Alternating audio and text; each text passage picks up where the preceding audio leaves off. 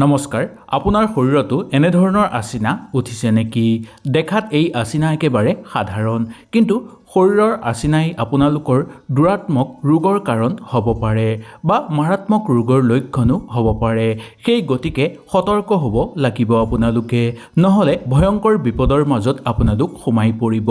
আহক তেনেহলে জানি লওঁ আপোনাৰ শৰীৰত যদি এনে ধৰণৰ আচিনা উঠিছে আপোনালোকে কি কৰিব লাগিব ঘৰুৱা উপায়ৰ বিষয়ে আজি আপোনালোকক জনাম যদি ভিডিও ভাল লাগে লাইক এটা কৰি আমাৰ মনোবল বঢ়াব আৰু আপোনালোকৰ বন্ধুবৰ্গৰ লগত শ্বেয়াৰ কৰিব বহু লোকৰ শৰীৰত এনে ধৰণৰ আচিনা দেখিবলৈ পোৱা যায় বহু লোকে এই আচিনাৰ সমস্যাত ভুগি থাকে শৰীৰৰ বিভিন্ন অংগত এই আচিনা উঠে বিশেষকৈ ডিঙিৰ ওচৰত বা হাতত এই আচিনা উঠা সৰ্বাধিক দেখিবলৈ পোৱা যায় যদি আপোনাৰ শৰীৰতো এই আচিনা উঠিছে তেনেহলে খুব সাৱধানতা আপোনালোকে অৱলম্বন কৰিব যদি আপোনালোকৰ এই আচিনা ছিগি যায় বা আপোনালোকে যদি কাটি পেলায় তেনেহলে অধিক পৰিমাণে ৰক্তক্ষয় হোৱা দেখিবলৈ পোৱা যায় বা অধিক পৰিমাণে তেজ ওলাই সেই গতিকে এই কাম আপোনালোকে নকৰিব যদি ডক্টৰৰ গুৰিত গৈ কটাই আনে তেনেহলে আপোনালোকৰ একো অসুবিধা নাই কিন্তু ঘৰতে আপোনালোকে কাটি দিয়াটো উচিত নহয় যদি কাটি দিয়ে তেনেহলে প্ৰচুৰ পৰিমাণে তেজ বিয়পিবলৈ ধৰে বা তেজ বাহিৰ হয় প্ৰতি বছৰে প্ৰায় 1 লাখ লোকৰ ছালত কৰ্কট ৰোগত আক্ৰান্ত হোৱা দেখিবলৈ পোৱা যায় যদি আচিনা অস্বাভাৱিক দেখা পায় তেনেহলে সজাগ হোৱাটো আপোনালোকৰ কাৰণে দৰকাৰ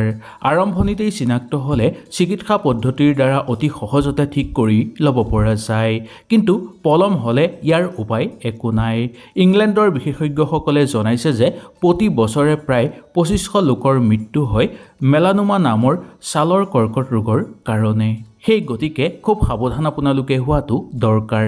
আমাৰ শৰীৰত এনে ধৰণৰ আচিনা কিয় হয় বা কেনেকৈ হয় আপোনালোকে জানেনে ইয়াৰ আচল কাৰণ কি আজি আপোনালোকক মই সুন্দৰভাৱে জনাম হিউমেন পেপিলোমা ভাইৰাছ ছালত প্ৰৱেশ কৰাৰ ফলত ই সংক্ৰমণ বিয়পাই পেলোৱা দেখিবলৈ পোৱা যায় ভাইৰাছ শৰীৰত এবাৰ প্ৰৱেশ কৰিলে বহু ঠাইত এনে ধৰণৰ আচিনা দেখিবলৈ পোৱা যায় ব্যক্তিগত ক্ষেত্ৰত দেখিবলৈ পোৱা যায় যে এনেবোৰ বস্তু কিছুমান লোকৰ ব্যক্তিগত সামগ্ৰী যেনে টাৱেল সাবুন বা শেভিং ক্ৰীম যদি আপোনালোকে ব্যৱহাৰ কৰে তেওঁলোকৰ পৰাও আপোনাৰ গালৈ সেই ভাইৰাছবোৰ বিয়পি আহিব পাৰে আৰু আপোনাৰ শৰীৰত এই ভাইৰাছে প্ৰৱেশ ঘটাব পাৰে যাৰ ফলত এনে ধৰণৰ আচিনা জাতীয় আপোনালোকৰ শৰীৰত দেখা দিব পাৰে সেই গতিকে খুব সাৱধানতা অৱলম্বন কৰিব আৰু বেলেগে দৈনন্দিন ব্যৱহাৰ কৰি থকা বা ব্যক্তিগতভাৱে ব্যৱহাৰ কৰি থকা বস্তু আপোনালোকে ছালত নলগাব বা ব্যৱহাৰ নকৰিব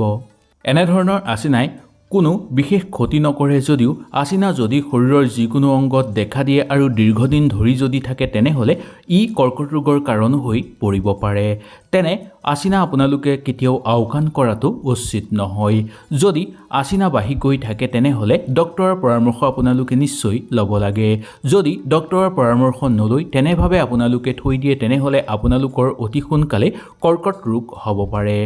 এই আচিনাই হ'ব পাৰে আপোনালোকৰ কাৰণে বিপদজনক ইয়াৰ কাৰণ হ'ল HPV অৰ্থাৎ হিউমেন পেপিলোমা ভাইৰাছ বহু ধৰণৰ কৰ্কট ৰোগ সৃষ্টি কৰা দেখিবলৈ পোৱা যায় এই ভাইৰাছে বহু ধৰণৰ কৰ্কট ৰোগ সৃষ্টি কৰে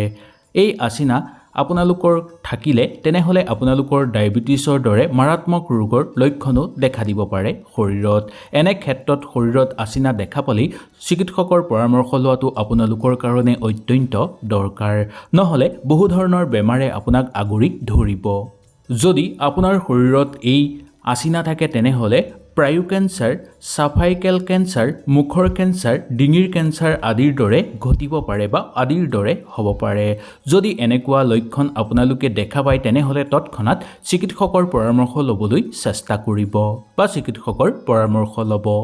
ইয়াৰ ভিতৰত এনে কিছুমান আচিনা দেখিবলৈ পোৱা যায় যে যিবোৰ আচিনা নিজেই সৰি পৰে যদি আপোনালোকৰ এই আচিনাবোৰ নিজেই সৰি নপৰে তেনেহলে চিকিৎসকৰ পৰামৰ্শ লৈহে